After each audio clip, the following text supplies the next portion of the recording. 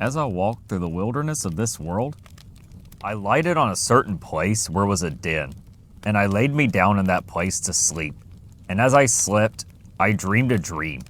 I dreamed, and behold, I saw a man clothed with rags, standing in a certain place, with his face from his own house, a book in his hand, and a great burden upon his back.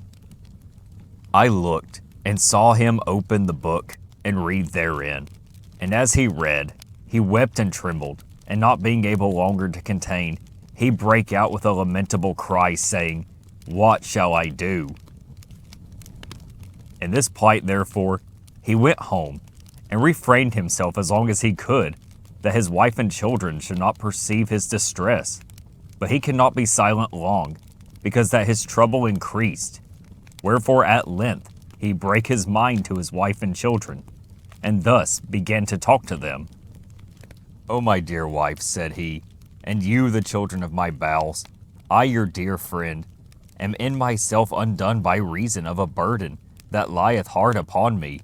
Moreover, I am for certain informed that this our city will be burned with fire from heaven, in which fearful overthrow both myself with thee my wife and you my sweet babes shall miserably come to ruin, except, the which yet I see not, some way of escape may be found, whereby we may be delivered. At this his relations were sore amazed, not for that they believed that what he said to them was true, but because they thought that some frenzied distemper had got into his head. Therefore, drawing towards night, and they hoping that sleep might settle his brains, with all haste they got him to bed.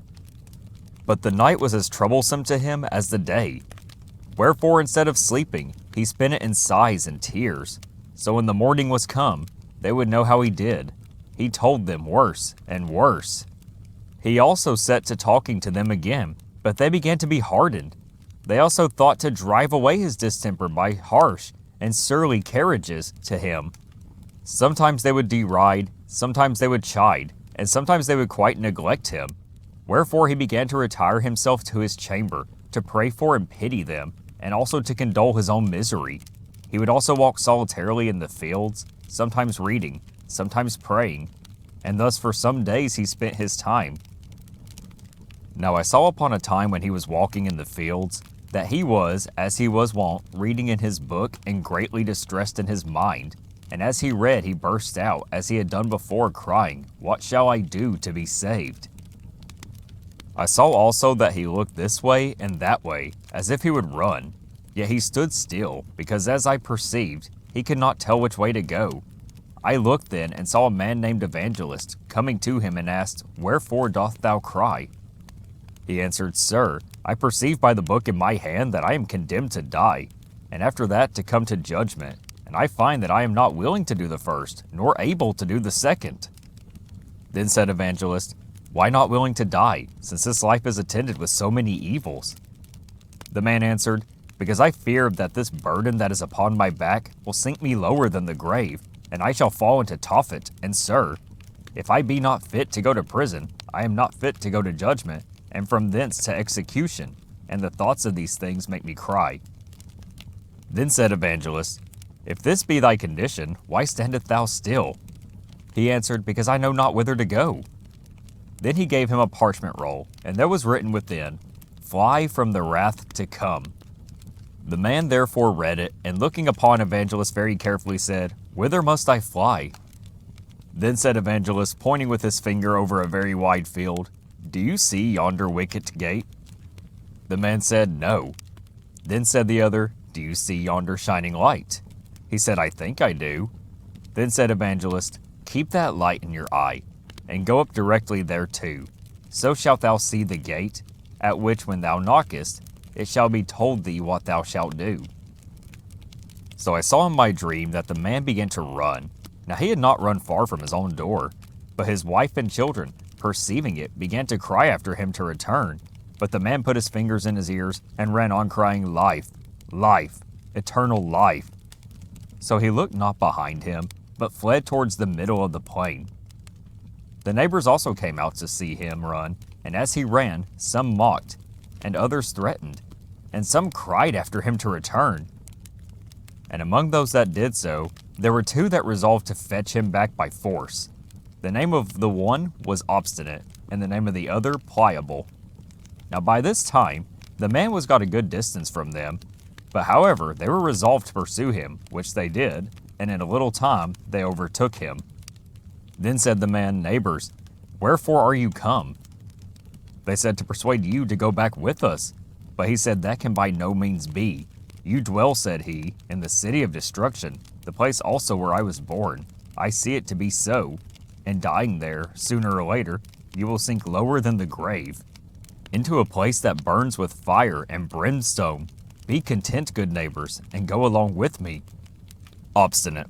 What? Said Obstinate, and leave our friends and our comforts behind us? Christian.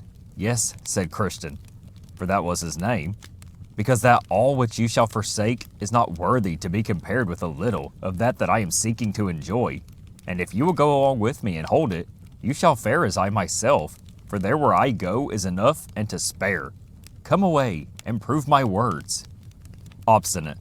What are the things you seek, since you leave all the world to find them? Christian. I seek an inheritance, incorruptible, undefiled, and that fadeth not away, and it is laid up in heaven, and safe there, to be bestowed at the time appointed on them that diligently seek it. Read it so, if you will, in my book. Obstinate. Tush, said Obstinate. Away with your book. Will you go back with us or no? Christian. No, not I, said the other, because I have laid my hand to the plow. Obstinate. Come then, neighbor Pliable. Let us turn again and go home without him.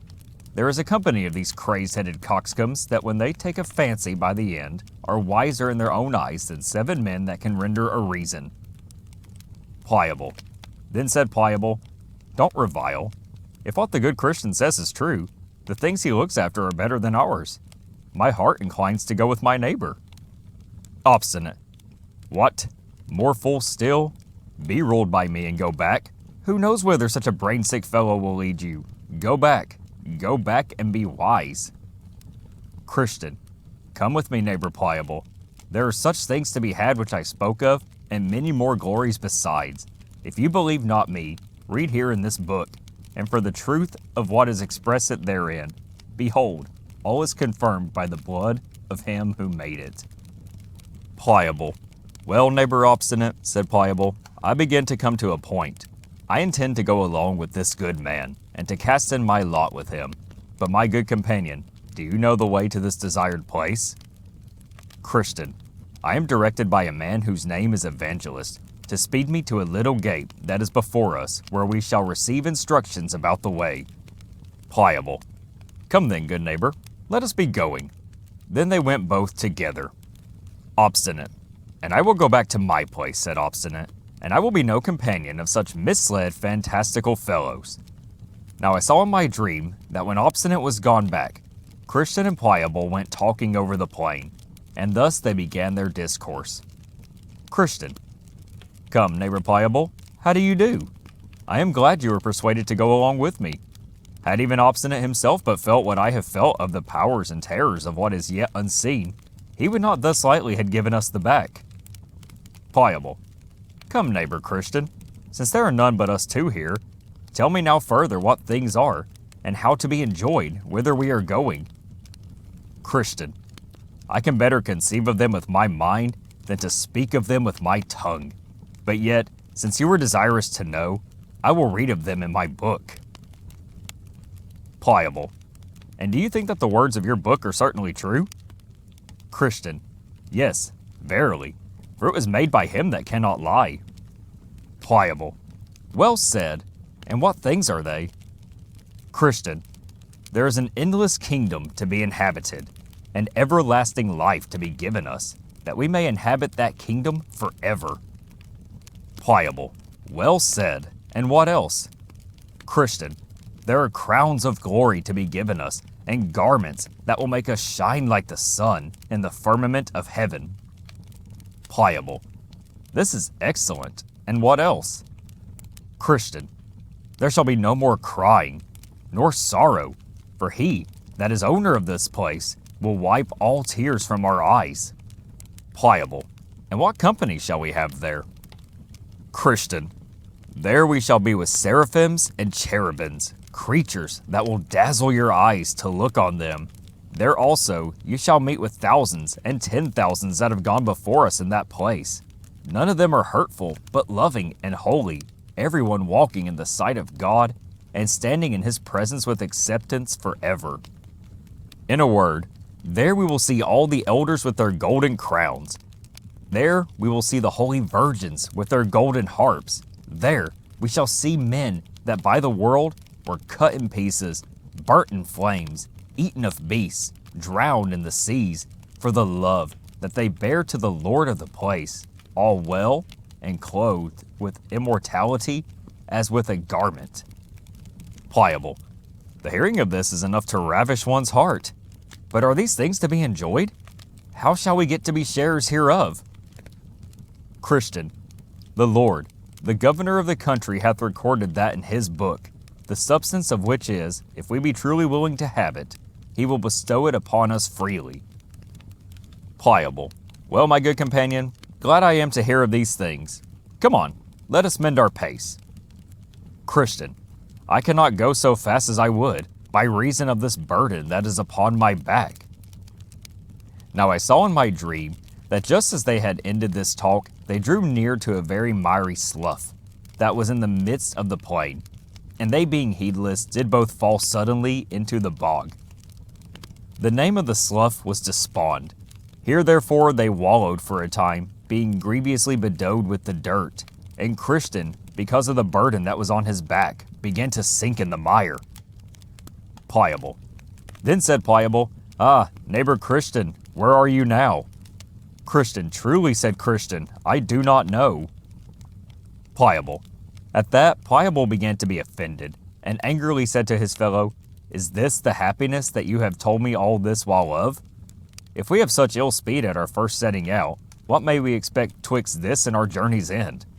May I get out again with my life, you shall possess the brave country alone for me. And with that, he gave a desperate struggle or two, and got out of the mire on that side of the slough, which was next to his own house. So away he went, and Christian saw him no more. Wherefore, Christian was left to tumble in the slough of despond alone. But still, he endeavored to struggle to that side of the slough that was still further from his own house, and next to the wicket gate, the which he did, but could not get out, because of the burden that was upon his back. But I beheld in my dream that a man came to him, whose name was Help, and asked him what he did there. Christian. Sir, said Christian, I was bid go this way by a man called Evangelist, who directed me also to yonder gate, that I might escape the wrath to come. And as I was going thither, I fell in here. Help. But why did you not look for the steps? Christian. Fear followed me so hard that I fled the next way and fell in. Help. Then said he, Give me thy hand. So he gave him his hand, and he drew him out, and set him upon sound ground, and bid him go on his way. Then I stepped to him that plucked him out, and said, Sir, wherefore since over this place is the way, from the city of destruction to yonder gate?